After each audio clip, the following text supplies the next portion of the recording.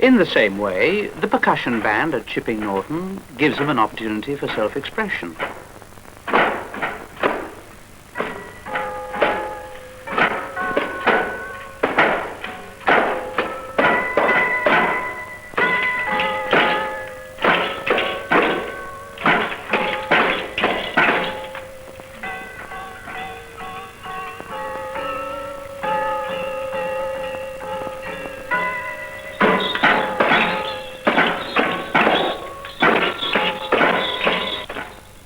The art room at Elmfield is a delightful place.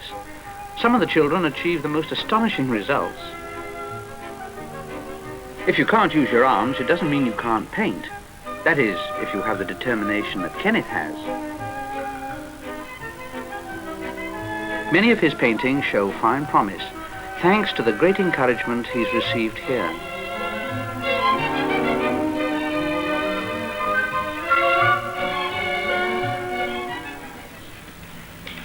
Rather a different style of painting, but then it has rather a different purpose. This boy is not physically handicapped. He's one of the children cared for at Crowthorne Special School at Edgworth in Lancashire, a branch for backward children. Painting helps to give these children confidence, freedom with brush and paint, and encouragement to produce bold, vigorous results is just one way of helping to banish the feelings of frustration that these children tend to have.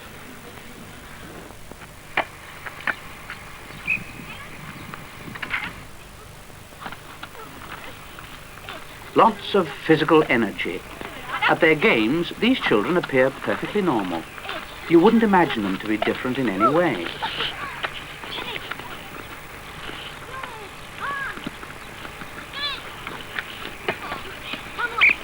In school, they're much less self-assured. Teaching these children who, to use the technical term, are educationally subnormal, calls for a lot of patience.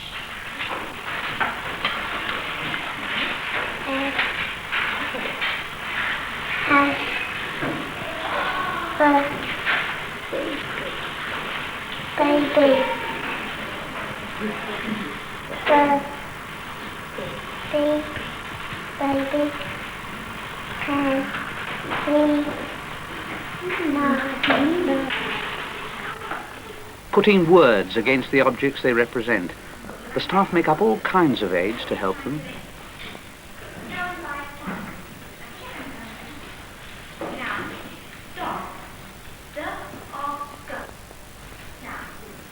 But however imaginative the methods used, book learning remains hard, slow work for these children.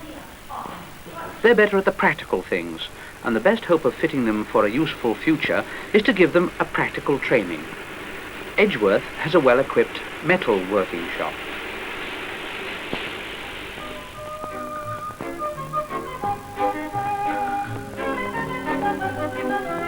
It's probably too much to hope that these boys will make first-class craftsmen, for few possess the necessary ability. But they do learn to handle tools, which gives them confidence and helps them to earn a living later on.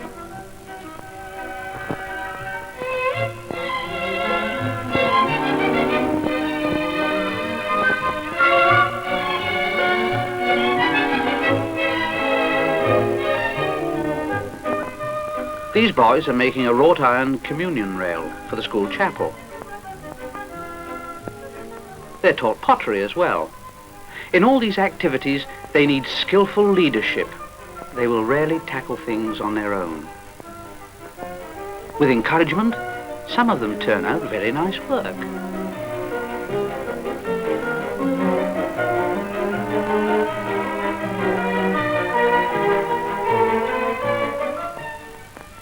The children live in family groups, just like those in other branches.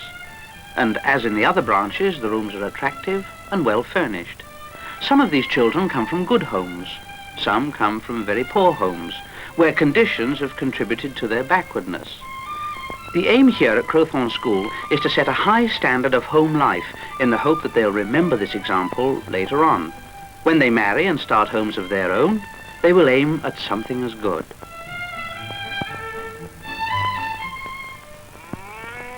Edgworth has its own farm. Some of the children regularly help the farmer. Today they're putting a tag on the ear of a young calf so that he can be identified in the future. Preparing the children for a useful career is a problem by no means confined to the special branches. From headquarters, the career secretary makes periodical visits to all the branches. At Alverstoke, the head of the branch, Mr. Thomas, and the welfare officer, who know the children well, attend the interviews to offer their advice and suggestions. Michael, one of Sister Brenda's family, you remember, is 16 now and will soon be leaving. The career secretary has his school reports and has previously talked over his abilities with Mr. Thomas and the welfare officer. Michael agrees that a job in the retail trade, working in a shop, would probably suit him best. The decision made, it's now up to the welfare officer to make inquiries.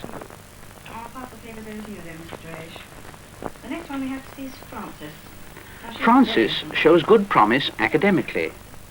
She's being asked about her efforts to get into a university. Frances would like to study for a degree in English. Just like any other family, the National Children's Home has clever ones, ordinary ones, as well as the not-so-bright ones. When she's talked to all the older children, the career secretary will take her notes back to headquarters for further consideration. Now, who's this? Why, it's Susan, who left the branch last year. She's come back to pay a visit to the family she was brought up in. Susan is trained to become a nurse and is one of the many who have been successfully helped to start on the career of their choice. The career secretary, in the course of her visits, hears of many and